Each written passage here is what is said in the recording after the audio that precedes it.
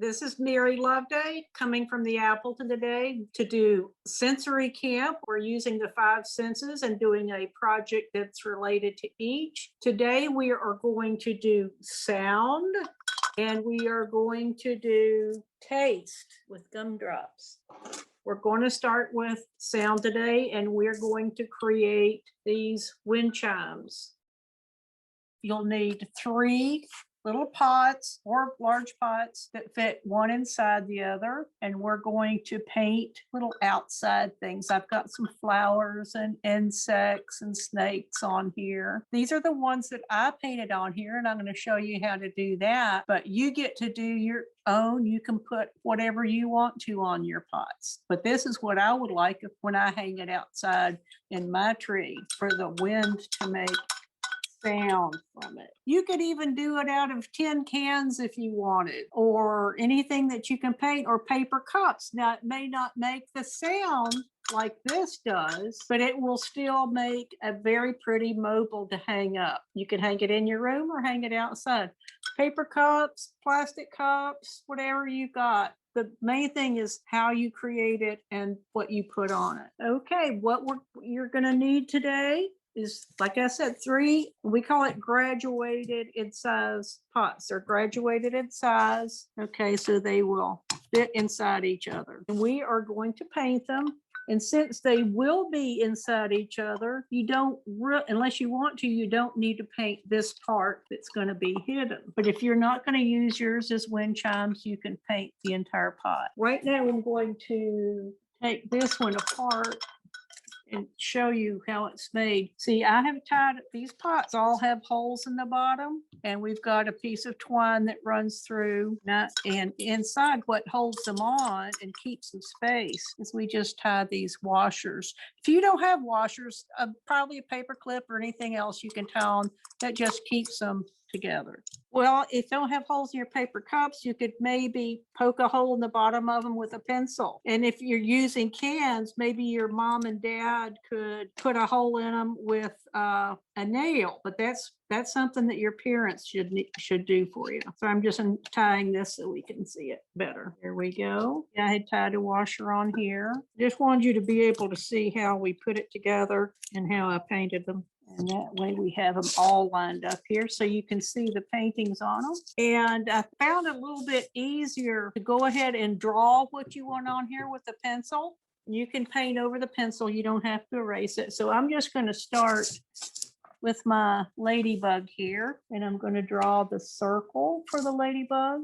A head. You do not have to draw what you're drawing. It's your wind chime, so you need to draw on there what you want there. But I just think it's cute if you're going to have something that's going to hang outside to put cute little things on it. You can put unicorns, you can put football players, you can put trees, cars, whatever you want. It is yours. So I'm just going to draw. It's hard to see. I'm going to draw it with a marker so you can see it. There you go. Can we see that now? Yeah.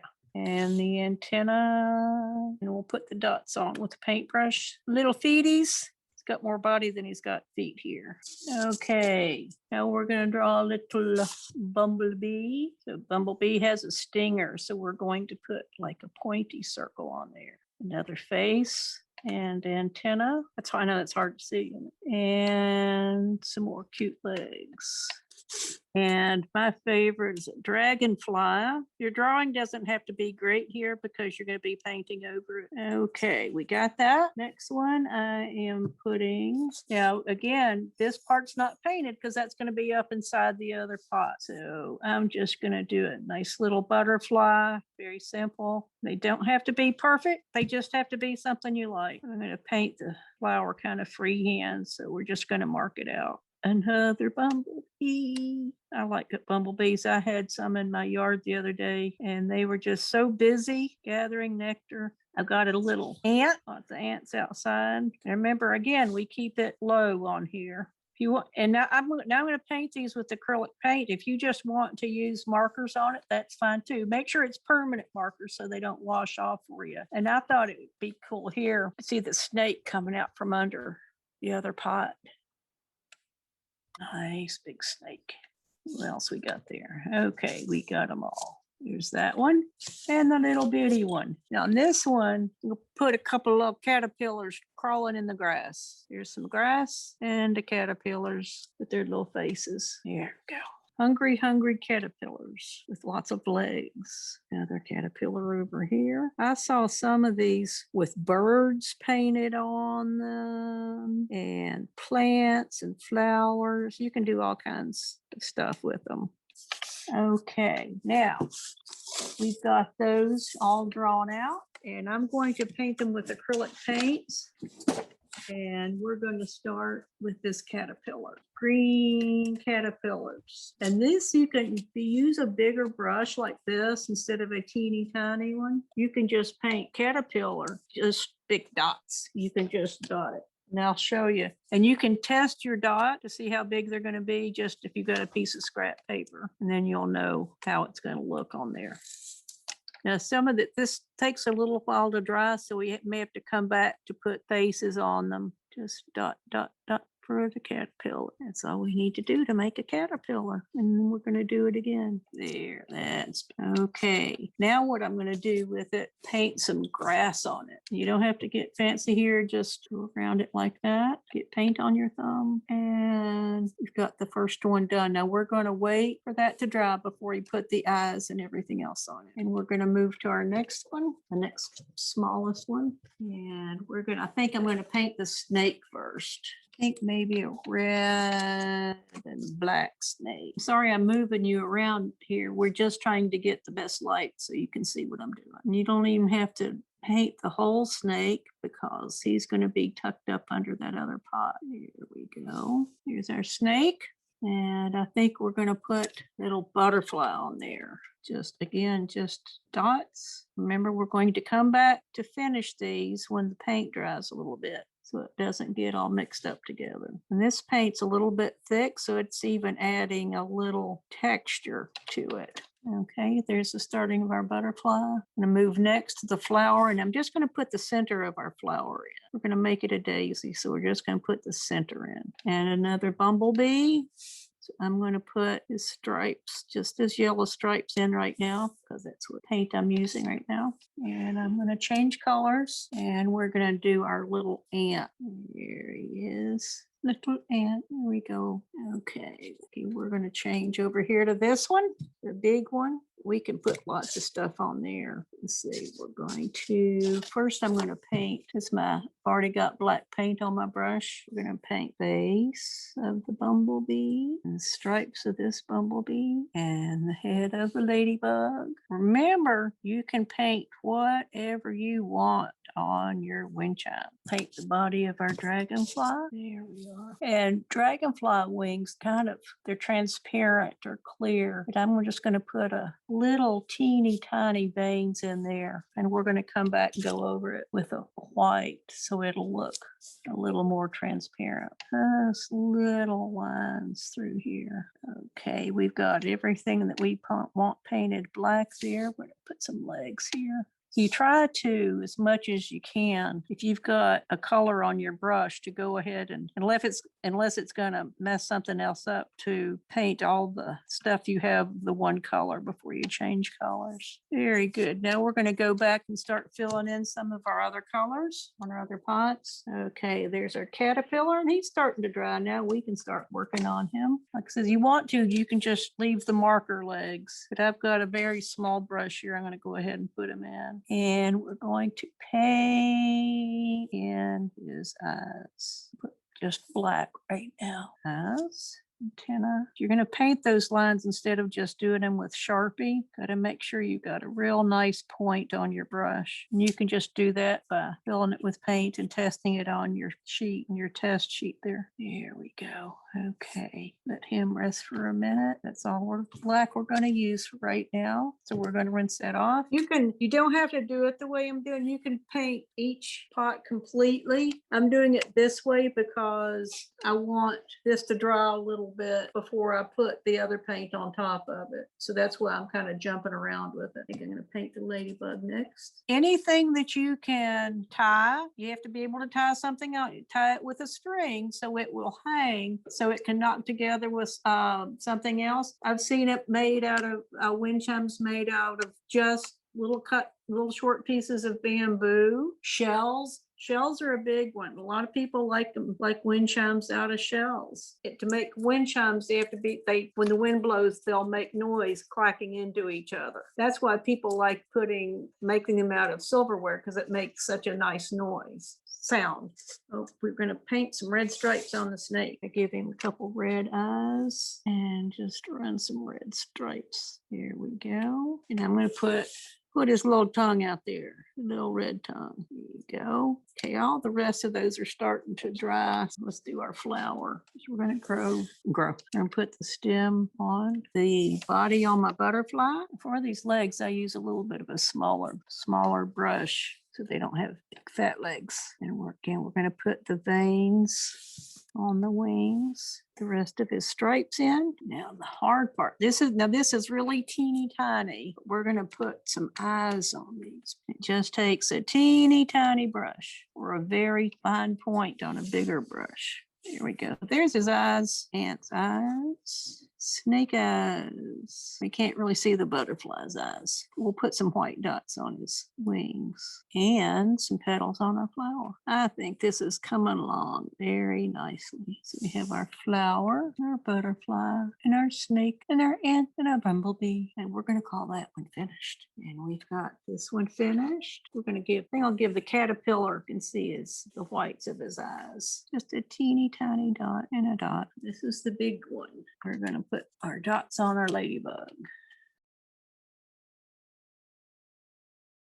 You don't really have to use the exact brush I'm using because you may paint something different. I'm just using what works for me. But if you it's hard to use a big brush to put the really small lines on there. It just makes it a little bit easier with a smaller brush. And as I mentioned before, we are using acrylic paint because if this is going to go outside, if it's really, you let the paint dry really well, it won't wash off when it rains. I hate to lose that good work you've done if you put it outside and it rains. And I'm just going to thin my paint down a little bit. So when we put it on there, we want to see a little bit of that black through there. Remember, I painted the veins black on the dragonfly. So you want to be able to see that. So I'm just thinning the paint with water a little bit.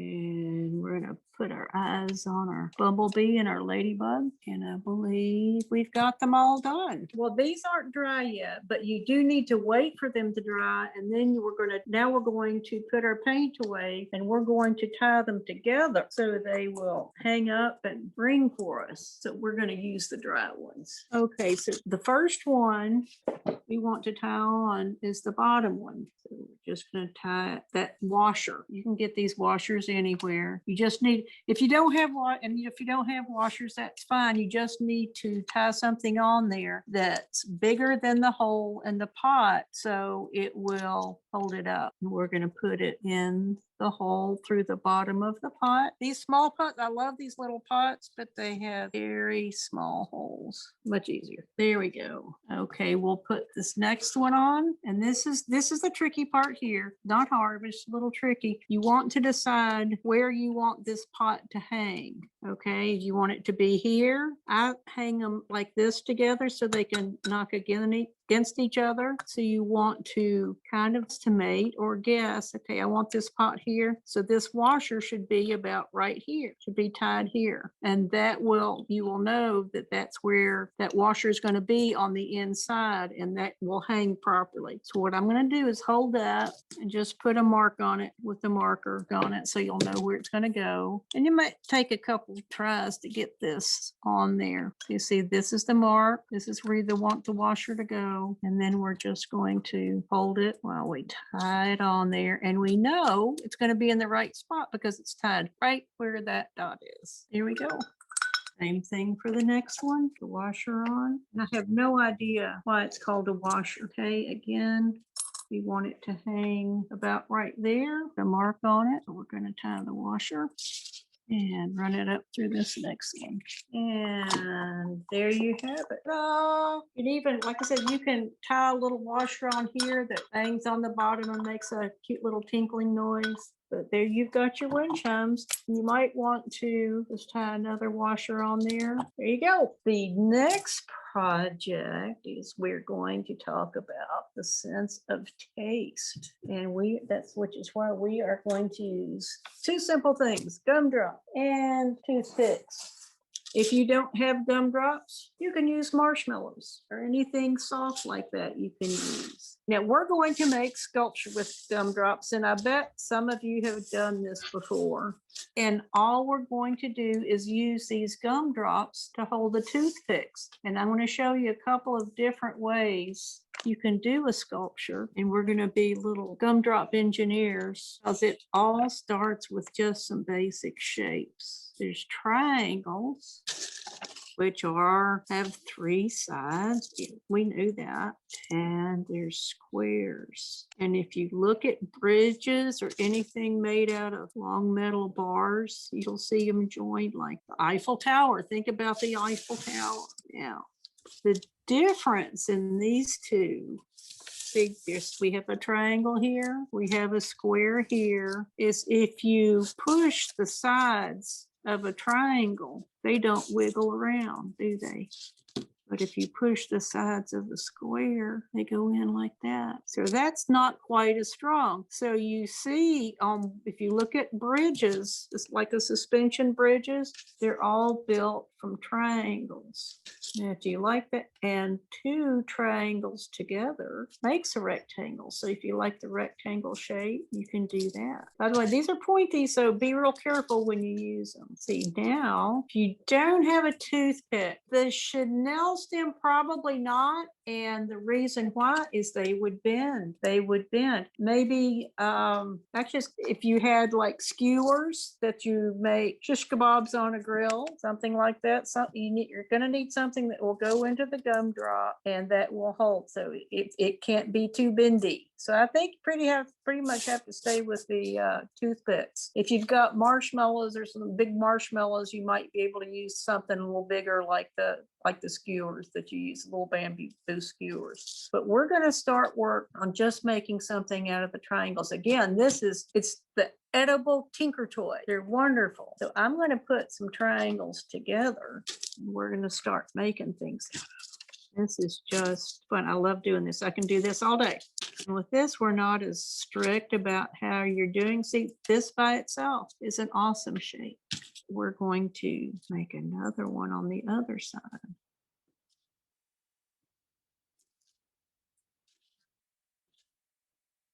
How about that? Yeah, that's one kind of shape. You can even, let's see if we can make a sphere here. Sphere here. Anybody's ever seen a building, a big round building? Epcot, the ball at Epcot, it's made using these triangles. And it's called a buckyball because the person who first came up with it to make the big spheres and houses out of, not gumdrops, but out of triangles was a man named Buckminster Fuller. And he figured out how strong that triangle was, and he could make round balls and round buildings. I'm trying to do it here. We'll see. Out of just triangles. But this is something that you can just, it says if you've ever looked at used Tinker Toys, you know, you can just make all kinds of cool stuff out of them. And this is just a tasty way to do that.